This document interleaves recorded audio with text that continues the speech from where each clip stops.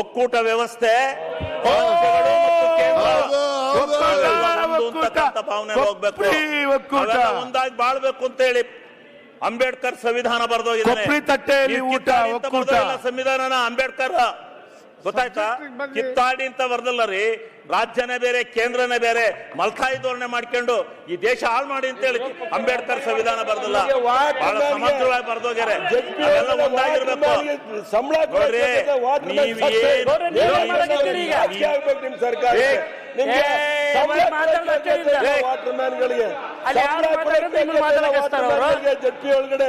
JP ಒಳಗಡೆ ಸಂಬಳ ಕೊಡೋಕೆ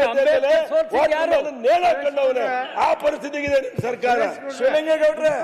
ಈಗ ಇವ್ರೆ ಸ್ವಲ್ಪ ಕೂತ್ಕೊಳ್ರಿ ರೇ, ನೀವು ಮಂಗಳೂರಿನವ್ರು ಸ್ವಲ್ಪ ಕೂತ್ಕೊಳ್ರಪ್ಪ. ನೀವು ಮಂಗಳೂರಿನವರು, ನೀವು ಮಂಗಳೂರಿನವ್ರು ಇದಿರಲ್ಲ, ನೀವು ಮಂಗಳೂರಿನವ್ರು ಒಂದ್ 2-3 ಜನ, ತುಮಕೂರ ಸುರೇಶ್ ಗೌಡ, ಏನು ನಿಮ್ಗೆ ನಾನು ಎದ್ದು ಬಿಟ್ರೆ ನಿಮ್ಗೆ ಏನಾರ ಹಿಡಿತ? ಯಾಕಂಗ್ ಮಾಡ್ತೀರಿ ನೀವು?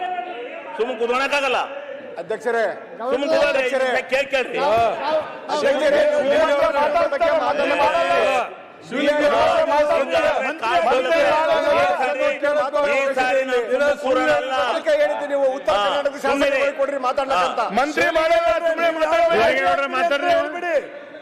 ನೀವು ಯಾವಾಗ ಮಂತ್ರಿ ಆಗ್ತೀರಿ ಅಂತ ಹೇಳ್ಬೇಡಿ.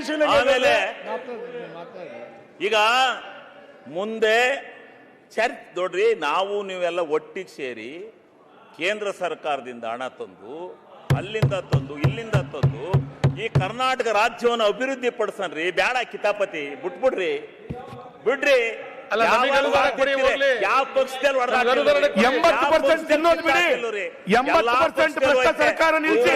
ಅದ್ ಯಾಕೆ ಹಂಗ ಆಡ್ತೀರಿ? ಸುಮ್ನೆ ಎಲ್ಲಾ ಪಕ್ಷದಲ್ಲಿ ಇದಕ್ಕೊಂಡಿರ್ರಿ. ಸ್ವಲ್ಪ ಏನು ಆಗಲ್ಲ, ಸ್ವಲ್ಪ ಇರಿ, ಸಮಾಧಾನವಾಗಿ ಇರೋದ್ ಕಲ್ತ್ಕೊಳ್ಳಿ. ಈಗ ಉದ್ಧಾರ ಮಾಡಬೇಕು ಅನ್ನೋದು ನಿಮ್ಮ ಅಭಿಮಾನದಲ್ಲಿದ್ರೆ, ಇವತ್ತು ಎಲ್ಲೆಲ್ಲಿಂದ, ಯಾವ ಮೂಲದಿಂದ, ಯಾವ್ಯಾವ ಭಾಗದಿಂದ, ಯಾವ್ಯಾವ ಕಡೆಯಿಂದ ನಮಗೆ ಅನ್ಯಾಯ ಆಗಿದೆ ಅನ್ನೋದನ್ನು ಹುಡುಕಿ ಹೋಗಿ ಎಲ್ಲರೂ ಒಗ್ಗಟ್ಟಾಗಿ ತಗೊಬಂದು ಕರ್ನಾಟಕವನ್ನ ಸಾರ್ವಭೌಮ ಕರ್ನಾಟಕ ಅಂತೇಳಿ ಕಟ್ಟಿ ಕರ್ನಾಟಕ ರಾಜ್ಯವನ್ನ ಈ ಭಾರತ ದೇಶದಲ್ಲೇ ಒಂದನೇದು ಮಾಡೋಕ್ಕೆ ನೀವೆಲ್ಲ ಪ್ರಯತ್ನ ಮಾಡಿ, ನಾವು ಪ್ರಯತ್ನ ಮಾಡ್ತೀವಿ. ದ್ವೇಷ ಬಿಡಿ. ಈ ದ್ವೇಷ ರಾಜಕಾರಣದಿಂದ ಕರ್ನಾಟಕ ಯಾವತ್ತು ಏನೋ ಇದಾಗುತ್ತೆ ಅಂತ ತಿಳ್ಕೋಬೇಡಿ. ಯಾರೇ ಇರಲಿ, ಕೇಂದ್ರದಲ್ಲಿ ಅವರಿರಲಿ, ಇವರಿರಲಿ, ನಾವಿರಲಿ, ಎಲ್ಲರ ಹತ್ರನೂ ತಂದು ಹಣನ ಸಂದಾಯ ಮಾಡ್ಕೊಂಡ್ರೆ ಕರ್ನಾಟಕ ರಾಜ್ಯದ ಬಜೆಟ್ನಿಂದಲೇ, ಆದಾಯದಿಂದಲೇ ನೀವು ಈ ಸಮಗ್ರ ಕರ್ನಾಟಕವನ್ನು ಕಟ್ತೀವಿ ಅಂತಕ್ಕಂಥ ಕನಸೇನಾರ ಕಂಡಿದ್ರೆ ಅದು ಸಾಧ್ಯ ಇಲ್ಲ. ಎಲ್ಲವೂ ಒಕ್ಕೂಟ ವ್ಯವಸ್ಥೆನಲ್ಲಿ ನಾವು ಕೊಡೋದನ್ನ ಕೊಡಬೇಕು, ತರೋದನ್ನ ತರಬೇಕು. ಎಲ್ಲ ಯೋಜನೆಗಳನ್ನ ಅಲ್ಲಿ 50% ಯೋಜನೆಯ ಸಿಂಧುತ್ವ ಆ ಪುಣ್ಯಾತ್ಮೃತ ಐತೆ.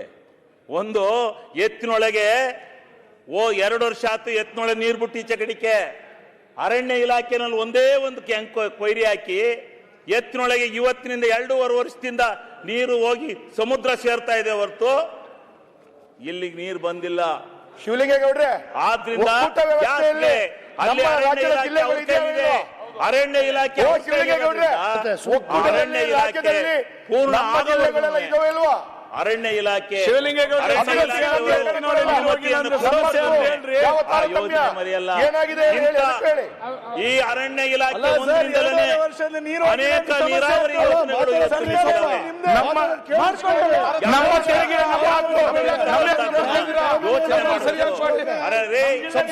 ಮಂಜಣ್ಣ ಯಾತು ನಿಂತಿದ್ದಪ್ಪ?